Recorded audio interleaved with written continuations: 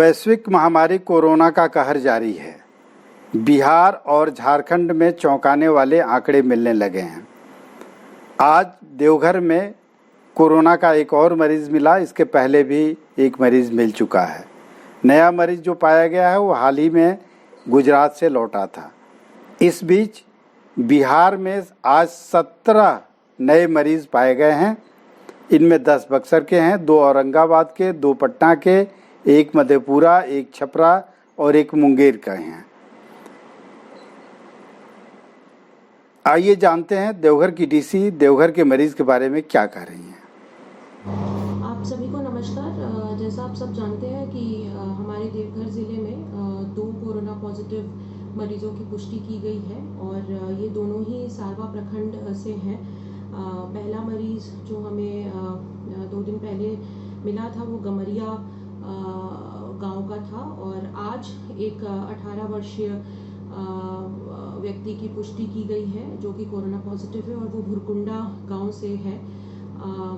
ये व्यक्ति भी गुजरात से काम करके लौटा था और हम लोगों ने इसे क्वारंटाइन किया था। आज स्वास्थ्य विभाग के द्वारा जानकारी देने के बाद हम लोगों ने इसको इमीडिएटली क्वारंटाइन सेंटर से माँ ललिता हमारे हॉस्पिटल के आइसोलेशन वार्ड में शिफ्ट कर दिया है।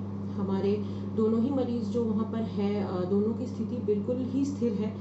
उनमें कोरोना से संबंधित कोई भी लक्षण नहीं है, इसीलिए हम लोग उन पर निगरानी भी हम लोग रखे हुए हैं। खास उनकी रोज़ प्रतिदिन उनकी मॉनिटरिंग की जा रही है।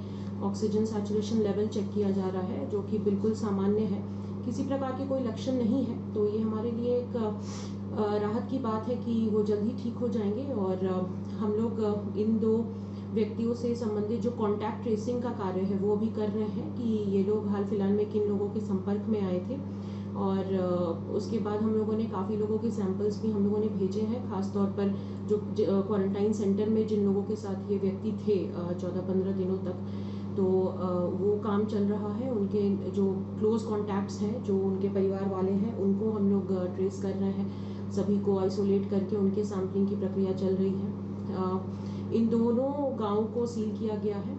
गमरिया और भुरकुंडा चेक पोस्ट बनाए गए हैं ताकि वहाँ पर किसी भी प्रकार का मूवमेंट नहीं हो, सभी लोग अपने घरों में रहें। डोर टू डोर सर्वे किया जाएगा, जैसे कि गमरिया गांव में आज से शुरुआत भी की गई है। Door to door health screening हो रही है कि अगर किसी में वैसे लक्षण है तो हम लोग इमीडिएटली उनकी सैम्पलिंग वगैरह करें। और कल से ये कार्य फिर अब भुरकुंडा गाँव में भी शुरू किया जाएगा। क्योंकि दोनों गांव को पूरी तरह सील कर दिया गया है तो लोगों तक जो आवश्यक सामग्री है, राशन है, वो हम लोग डोर टू डोर वहाँ ही पहुँचा रहे हैं। गमरिया गांव में कल भी और आज भी ड्राई राशन का वितरण किया गया हमारे सभी पदाधिकारियों के द्वारा और उनकी जो भी ज़रूरतमंद की चीज़ें हैं उसके लिए हम लोग बिल्कुल तैयार हैं। उनको जो भी आवश्यकता होगी हम लोग उनको वहीं उपलब्ध कराएंगे। ब्लॉक लेवल एक कंट्रोल रूम भी बनाया गया है जिस पर जो अगर कोई समस्या हो उन क्षेत्रों से तो लोग बता सकते हैं।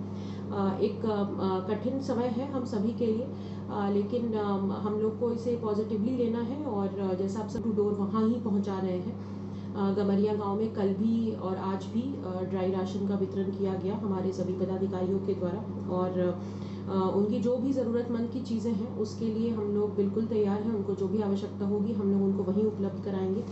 ब्लॉक लेवल एक कंट्रोल रूम भी बनाया गया है जिस पर जो अगर कोई समस्या हो उन क्षेत्रों से तो लोग बता सकते हैं।